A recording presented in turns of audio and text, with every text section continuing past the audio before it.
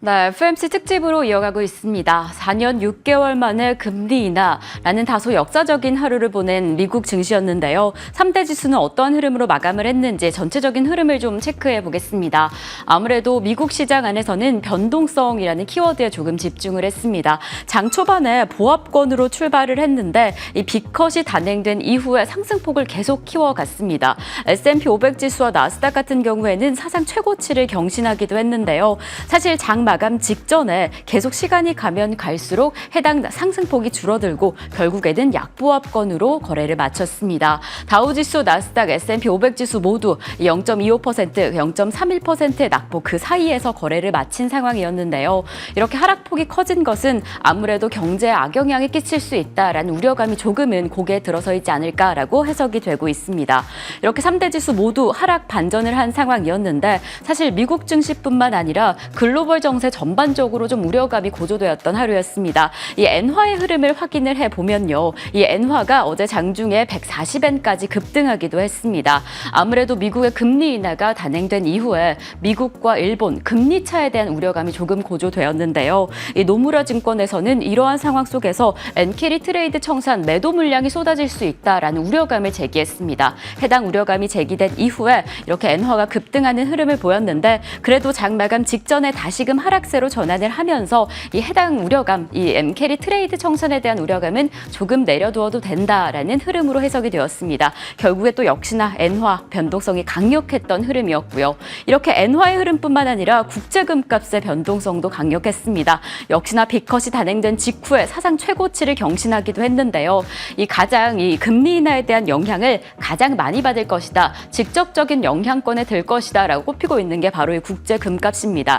이 간밤에는 하락하면서 거래를 마치기는 했지만 아무래도 금리 인하에 가장 큰 영향을 받을 것이다라고 꼽히는 이유는 지난 2019년에 금리 인하가 단행된 이후에 1년간 약 40%가량의 금리, 이 국제 금값의 상승폭을 보였기 때문에 이번 금리 인하 단행된 이후에는 또 어떻게 흘러가게 될지 또 이번 낙폭 이후에 얼마만큼의 상승폭을 이어가게 될지는 계속해서 주목해 보셔야 될 것 같습니다. 이렇게 금값도 엔화도 이 국제 금리 모두 다 좀 변동성이 강력했던 간밤이었는데요. 이러한 상황을 두고 결국에 어떠한 방향으로 이 주가가 방향성을 잡아갈 것인가, 시장이 어떻게 반응하게 될 것인가는 여전히 의견이 분분한 상황입니다. 이렇게 경기 둔화에 대한 우려감에 경계심에 불안을 조금 더 키워가진 않을까라는 우려감이 남아있지만 일각에서는 지금 뉴욕 증시의 탄력을 가져갈 수 있다라고 해석이 되기도 합니다. 아무래도 골드만삭스에서 1년 내 S&P 500 지수가 6%가량 상승할 수 있다. 12개월 안에 6천을 기록할 수 있다라는 긍정적인 전망을 내놓은 상황이어서요.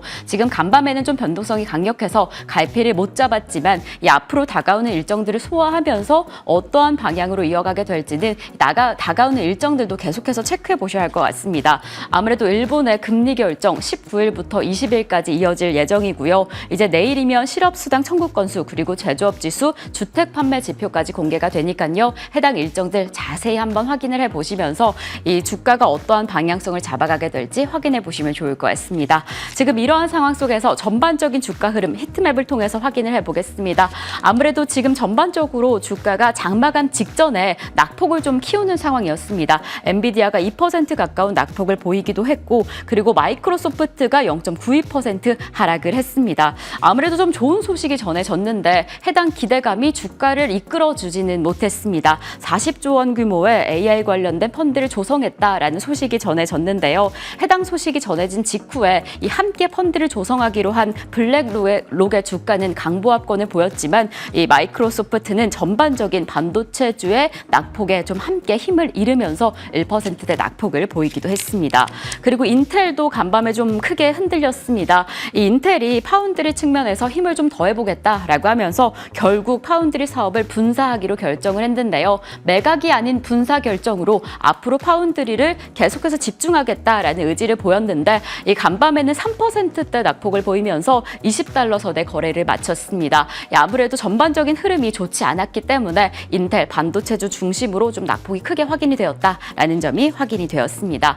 하지만 이러한 흐름 안에서 애플은 유일하게 또 초록불을 켜줬습니다. 1% 넘는 상승폭을 보였는데요. 이 아이폰 16 시리즈가 공개된 이후에 기대감이 좀 강력해 보입니다. 지금 모건 스탠리에서는 애플을 두고 비중 확대 의견을 유지하겠다라고 밝혔고요. 지금 아직 16이 정상적으로 사용이 되기 전이라서 그 반응을 파악하기는 어렵지만 이제 향후 일주일 후에 해당 기술력, 특히나 AI가 포함되었다라는 기대감이 주가 상승을 조금 더 견인할 수 있다라는 의견을 덧붙였습니다. 지금 이러한 흐름 안에서 이 아이폰 16의 반응을 조금 더 주가와 함께 체크해 보시면 좋을 것 같습니다.